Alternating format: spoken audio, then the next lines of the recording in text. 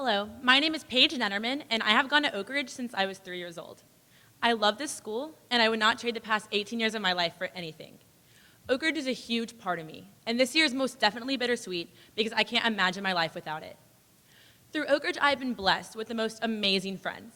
And if it is true that your friends and the people you hang out with greatly influence a teenager's life, then I am a walking billboard, as I truly do have the best friends in the world. Though these factors have indeed impacted a huge part of my life, if I had to give credit to anyone for the person that I am today, it would have to be my family, my mom, dad, and sister, Abby. Huge props to them for getting me this far because I honestly don't know how they did it. If you know me, then you probably know my family, and if you don't know me, then you probably could not put us together if we were in the same room. My mom and I are alike in more ways than one, but my dad's sister and I are anything but the same. Even so, our differences have taught me so many things that I know will be helpful during my journey through college and the rest of my life. They have impacted it in so many ways, in the most positive way, and I'm so grateful for that, even though I don't always show it as well as I could. My friends would say that my mom and I are the same person. I don't exactly agree, but I'm not complaining, because she's a pretty amazing woman, and I swear they like her more than they like me. My mom is an elementary school teacher, and kids are automatically drawn to her. They are drawn to her because she's extremely personable and will always make time for them whenever they need it. I'm pretty sure that most people feel that way about her. If there's anything that I've learned from my mom, it would have to be selflessness. She has always put others before herself, myself included, and she will go out of her way to make you happy. She has taught me that sometimes you do things for the simple reward of making someone other than yourself happy. She exemplifies this every day by doing something just as simple as going to the restaurant that I want to go to for dinner. I have a long way to go with being selfless, but she has most definitely given me a good head start. Now, if you have met my dad, well, then you know he is a character. And you also probably know that we are nothing alike. It's about to sound like I'm making fun of him, but trust me, he's used to it. Howard absolutely loves to tell a good story. But by the time he has finished it, I can tell you, I have long predicted the outcome. Now with me, you might have to ask me to repeat myself a few times and about 50 times slower. My dad is a general contractor, a structural engineer, and also a perfectionist, which means that it takes him a while to do absolutely everything, and everything must always be planned out, no matter what it is. So this brings me to a little side note. Can I just say that if you come to my house, I can bet you money the man will ask you to take a tour of my backyard. Now, the only answer to this question will be yes, because he will force this to happen no matter what the weather is like. Whenever you go out there, the first thing you will see is our bee farm, which he built 3 years ago. And can I also say that he's allergic to bees? And whenever I say allergic, I mean he was once hospitalized from a reaction that he got from a bee sting. And if you are still wondering why we have a million of those things flying around out there, the answer is I have no earthly idea, but there's nothing that we could say or do to get him to get rid of them.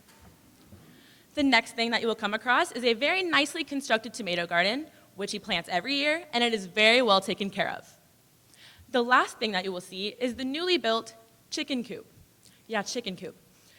So he tells me that the chickens should be arriving in about a month or so, but I'm guessing that it will be long gone before that ever happens because there is no way that is going to be completed on time. Now, even with all of these projects that he describes as very important hobbies, I could write a book of all of the important tasks that he says he's going to get done over the past 18 years that are still in progress. Now, growing up, being myself, this was extremely hard to deal with. But what I learned from it is that my dad is a very patient man. And if he is going to do something, he's going to do it right, even if that takes time, a lot of time. He has taught me so much patience, which is something that has not come easily and I still struggle with every day. I now respect and appreciate the patience that my dad has in every area of his life. Something that I have a hard time with is that whenever I want to do something or get anything done, I have to do it right then and there, no matter what it takes, even if that means doing it half-heartedly sometimes. For example, whenever I sat down to write this speech one night, I was extremely stressed out, and I wanted to write it right then and there so I could get it over with and not have to worry about it anymore.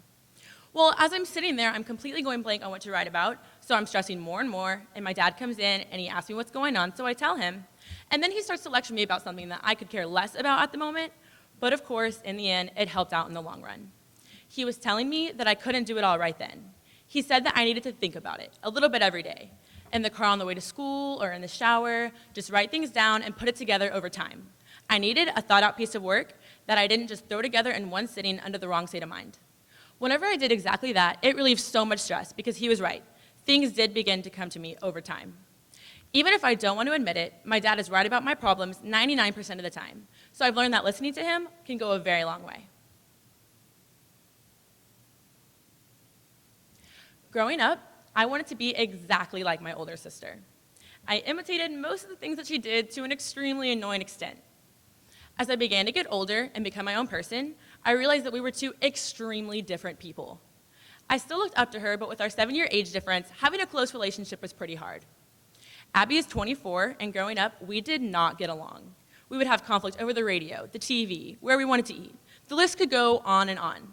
Now, I realize that this is common with most siblings, but from the music that she liked to listen to the movies she loved to see, to the piercings and dyeing half of her hair bright red, which my parents were not too happy about, by the way, to the fact that you could never see an inch on the floor in her room, we were nothing alike, and honestly, we still aren't.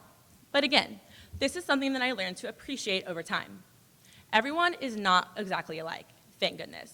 And everyone is not exactly like me, thank goodness. We all have the things that we enjoy, and we love to spend time with people who enjoy those things, but it is also good to try to look at things from another person's point of view and really try to grasp their perspective. I know in life I'm going to come across people who are different than I, and to realize and to accept them for who they are is a good thing, as long as they accept you right back. I have learned so many things from my sister. I have learned what to do in many of the situations that life can throw at you, and I've also learned what not to do in those situations. But this is something that I've learned from my sister that I think everyone could strive to do a little bit better at, and I hope to get better at every day.